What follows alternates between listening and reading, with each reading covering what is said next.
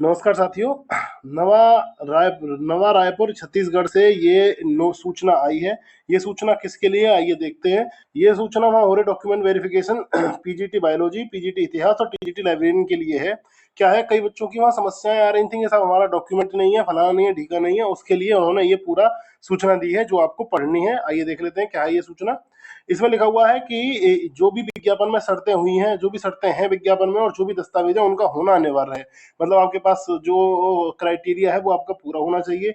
अब इसमें कह रहा है कि बहुत से अभ्यर्थियों की ये समस्या है कि सत्यापन के समय डिग्री प्रस्तुत नहीं कर पा रहे थे।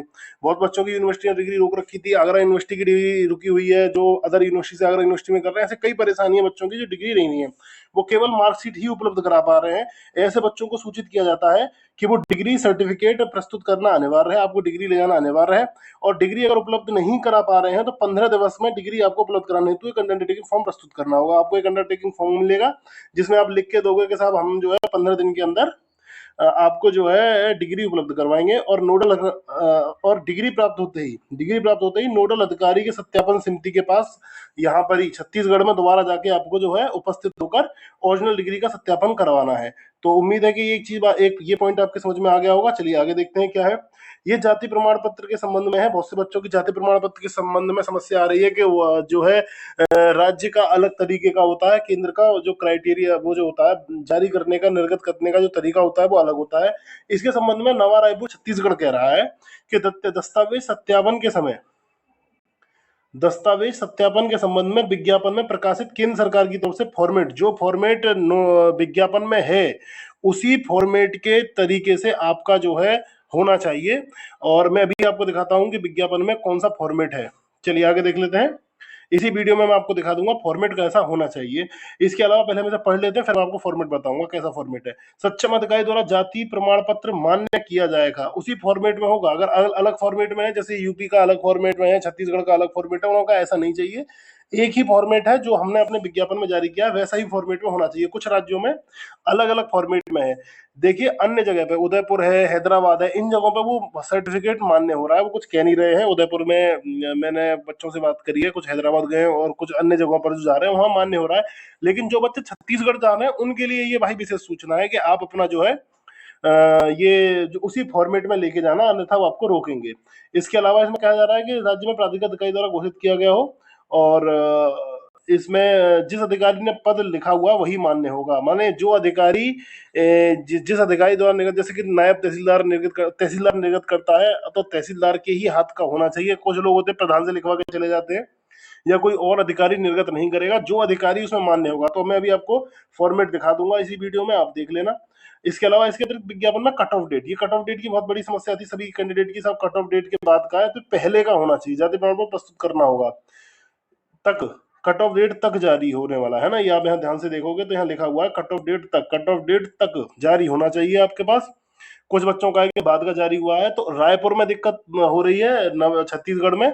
इसके अलावा जो अन्य जगह जा रहे हैं आपको दिक्कत लेने की आवश्यकता नहीं है, वहां सभी मान्य चल रहे हैं। यही दिक्कत हो रही है, यही जो है दिक्कत पैदा कर रहे हैं। इसके अलावा जिस पद के लिए सत्यापन की कार्रवाई हो चुकी है, यदि वैध और सक्षम प्राधिकारी द्वारा आप प्रस्तुत प्रमाण पत्र दस्तावेज सत्यापन समिति के समझ पूर्व प्रस्तुत कर चुके हैं, मतलब कहने का मतलब ये है कि आप डॉक्यूमेंट वेरिफिकेशन कराने गए थे और आपके सभी कागज सही थे, इसके बाद भी आपने अंडरटेकिंग ले लिया है किन्हीं कारणों से, तो वो स्वयं खत्म हो जाएगा, है ना। कुछ बच्चे गलती से अंडरटेकिंग ले गए, उनके कागज पूरे सही थे, फिर भी उन्होंने अंडरटेकिंग ले लिया है, तो वो अंडरटेकिंग स्वयं निरस्त हो जाएगा। तो आप लोगों को परेशान होने की जरूरत नहीं। फिर भी आप लोग वहां चले जाना, क्योंकि यार देखो नौकरी का सवाल है, बहुत मुश्किल से मिलती है नौकरी। आप मिल रही है तो आप जाके देख लो। इसके अलावा चलिए आगे देख लेते हैं।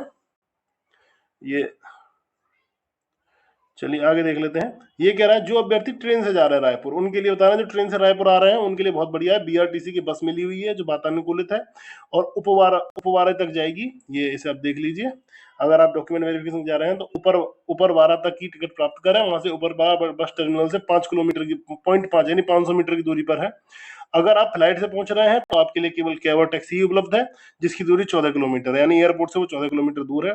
डॉक्यूमेंट वेरिफिकेशन के लिए प्रशिक्षण अभिलेखों के लिए आपको स्वयं प्रमाणित छायाप्रति केवल एक सेट ही प्रस्तुत करना है। स्वयं प्रमाणित होना चाहिए, यानी सेल्फ अटेस्टेड केवल एक ही सेट आपको प्रस्तुत करना है, 2-2 सेट, 3-3 सेट की टेंशन लेने की आवश्यकता नहीं है। अभ्यर्थी सुनिश्चित करें कि बायोडाटा फॉर्म में आपने जो भी फोटो चस्पा की है वही होनी चाहिए आवेदन करते समय। वैसे इसका कोई कंसर्न होता नहीं है, लेकिन अगर है तो लगा दो, वरना भाई माने तो उन्हें करना होगा, ऐसे कोई दिक्कत नहीं है। अच्छा, चस्पा किए हुए फोटो पर क्रॉस सिग्नेचर होना चाहिए। क्रॉस, जैसे आपका ये फोटो है तो आपको यहाँ से क्रॉस सिग्नेचर करने हैं। इसके अलावा इसमें आगे देख लेते हैं, अभ्यर्थी को बायोमेट्रिक स्कैनिंग के मिलान न होने पर दस्तावेज का सत्यापन नहीं किया जाएगा। अभ्यर्थी का अगर बायोमेट्रिक स्कैनिंग, वहां जब आप पहुंचोगे तो आपकी पहले थंब इंप्रेशन, फेस इंप्रेशन लिया जाएगा, आइरिस का लिया जाएगा, अगर नहीं होगा तो सत्यापन नहीं होगा, वो जरूरी है।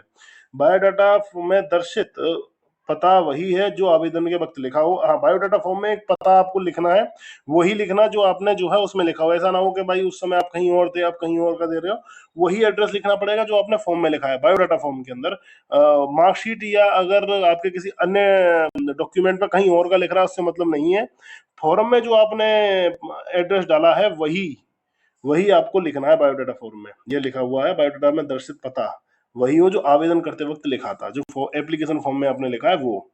जिन अभ्यर्थियों ने नियमित विद्यालय, दूरस्थ या मुक्त विद्यालय से करा है तो देख लो यूजीसी से वो मान्यता प्राप्त था या नहीं। अगर आपने डिस्टेंस से करा है या ओपन यूनिवर्सिटी से करा है, इग्नू से करा है, किसी अन्य से करा है, तो देख लेना उस समय वो यूजीसी में मान्यता प्राप्त था या नहीं। अगर नहीं था तो आपको दिक्कत हो सकती है। इसके अलावा ये कह रहा है किसी अभ्यर्थी में 2 विभिन्न पदों पर चयन हेतु दस्तावेज आपका, अगर आपका 2 पदों पर हो गया, टीजीटी पीजीटी में हो गया या कहीं और हो गया है, और आप दोनों जगह एक ही तारीख पर दस्तावेजों सत्यापन कराने के बुलाया गया है, तो आप दिल्ली वाले ऑफिस में जाके संपर्क करो, वो चेंज कर देंगे डेट आपकी। ठीक है ना। इसके अलावा पहले संपर्क कर लेना, अगर आप नहीं गए तो वो लग जाएगी, क्या नाम है, एब्सेंट हो जाएगी, वो दिक्कत देगी आपको, तो पहले संपर्क कर लो। अगर आप बीमार हो गए हो, चोट लग गई है, कोई बात हो गई है, तो आप NESTC नई दिल्ली ऑफिस में आके संपर्क कर सकते हैं। और ये इन्होंने सबको भेज दिया है ये। अच्छा चलिए, अब हम आप 2 चीजों की बारे में बात कर लेते हैं। तो बायोडाटा फॉर्म में जिस एड्रेस की बात हो रही है ये वाला, एक तो इस वाले मुद्दे पे बात कर लेते हैं, बायोडाटा फॉर्म में दर्शित पता, और एक आपका ये सर्टिफिकेट वाला कहा गया, कास्ट सर्टिफिकेट वाला। तो इन दोनों पे हम चर्चा कर लेते हैं। अभी मैंने इसमें देखा था ये रहा, तो फॉर्मेट वाला जो कह रहा है कि वही फॉर्मेट होना चाहिए, वही फॉर्मेट होना चाहिए जो उस समय उस विज्ञापन में था। चलो विज्ञापन का फॉर्मेट देख लेते हैं, चलिए। तो दोस्तों, जब आप ये नोटिफिकेशन, मैंने पीजीटी वाला खोल रखा है, पीजीटी के लिए आप इसमें देखेंगे, मैं ये कर देता हूँ, ये आप इसमें देखेंगे यहाँ दिए हुए हैं, आप ये देखिए, ये format for OBC candidate, format for SC candidate, format for PWD के सर्टिफिकेट। तो ये आपको फॉर्मेट देखना है, list of undertaking on subscriber के लिए, है ना, अपने सब्सक्राइबर के लिए। तो आइए हम इन फॉर्मेटों को देख लेते हैं। ये आपको कहाँ मिलेगा, ये मिलेगा ओबीसी सर्टिफिकेट के लिए इस नोटिफिकेशन में 27 पेज नंबर पर है, 28 से 29 में SC ST है, और पीडब्ल्यूडी के लिए 30 में। चलिए देख लेते हैं। तो साथियों, ये है वो फॉर्मेट जो इन्होंने मांगा है। इस तरीके से आपका होना चाहिए, सेम टू सेम जो है इस तरीके से आपका होना चाहिए, यही भाषा होनी चाहिए उसमें। कुछ जगह पर हिंदी में बना दिया गया है। ये सेंट्रल का है, डिस्ट्रिक्ट मजिस्ट्रेट के यहाँ सिग्नेचर, ये डिस्ट्रिक्ट मजिस्ट्रेट और ये डिप्टी कमिश्नर, ये सब चीज़ों का विशेष ध्यान रखना है। सील लग रही है, तो इस तरीके से आपका इसी फॉर्मेट में आपका जो है ये होना चाहिए ओबीसी सर्टिफिकेट। इसके अलावा ये SC ST के लिए है, ये फॉर्मेट इन्होंने SC ST के लिए मांगा है, अपना फॉर्मेट मिला लीजिए। ये केवल नवा रायपुर में जो है ये फॉर्मेट है, नवा रायपुर में ये मांगा जा रहा है फॉर्मेट, और कहीं फॉर्मेट नहीं मांगा जा रहा है। ये नवा फाइव और कहीं जो आपका है सब जगह मान्य हो रहा है, केवल नवा रायपुर छत्तीसगढ़ में ये दिक्कत हो रही है। चलिए आगे देख लेते हैं।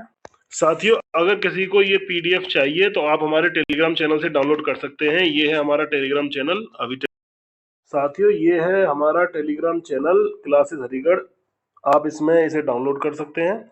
और ये रहा वो डॉक्यूमेंट का। इसके अलावा अगर आप किसी को बायोडाटा फॉर्म का, उसमें बायोडाटा फॉर्म का लिखा हुआ है, तो आप यहाँ जाइए। अच्छा, अगर कोई नहीं ढूंढ पाता है तो आप जो है @ डालकर ये क्लासेस हरिगढ़ सर्च कर सकते हैं और आपको ये मिल जाएगा। आइए अब बात करते हैं बायोडाटा फॉर्म का। तो आप इस फाइल में आइए, इस सेक्शन पर जाइए, और यहाँ आप टच करोगे तो वो यहाँ सभी ये जितनी PDF इसमें पड़ी हैं वो सब मिल जाएंगी। इसमें बायोडाटा फॉर्म को चेकलिस्ट नाम से रखा गया है। मैं भी आपको दिखाता हूँ। आप जब ऊपर नीचे जाएंगे, देखो ये लिखा हुआ है चेकलिस्ट PGT। ये बायोडाटा फॉर्म है PGT के लिए, और ये जो है एक चेकलिस्ट TGT है। ये दोनों लिखे हुए हैं यहाँ पर। आप ये दोनों, एक टीजीटी का बायोडाटा फॉर्म है और ये पीजीटी का, अगर आपके पास नहीं है तो आप डाउनलोड कर लीजिएगा। आइए, वो जो कह रहा था कि एड्रेस जो है सेम होना चाहिए, हम उस एड्रेस को भी देख लेते हैं। ये हमने बायोडाटा फॉर्म खोला है पीजीटी का, तो ये अब खुल गया बायोडाटा फॉर्म पीजीटी का। साथियों, ये है बायोडाटा फॉर्म पीजीटी का, तो आप इसे डाउनलोड कर सकते हैं। लाइब्रेरियन के लिए बायोडाटा फॉर्म आपकी ईमेल में ही लग के आएगा, अगर आ जाता तो ठीक, नहीं तो हम उसको लाइब्रेरियन वाले के लिए हम डाल देंगे, या आपको वहां भी मिल जाएगा, कोई दिक्कत नहीं है। पर आप देख लीजिए जो इस बात के लिए वो कह रहा था। और जो एड्रेस की बात आ रही है निकल के, वो यहाँ एड्रेस आपको लिखना है, ये पोस्टल एड्रेस। यहाँ आपको वही एड्रेस लिखना है जो आपने फॉर्म में भरा था। ये स्पष्ट बोला है नवाब में कि यहाँ पोस्टल एड्रेस में वही पोस्टल एड्रेस भरा जाएगा जो आपने वहां भरा था।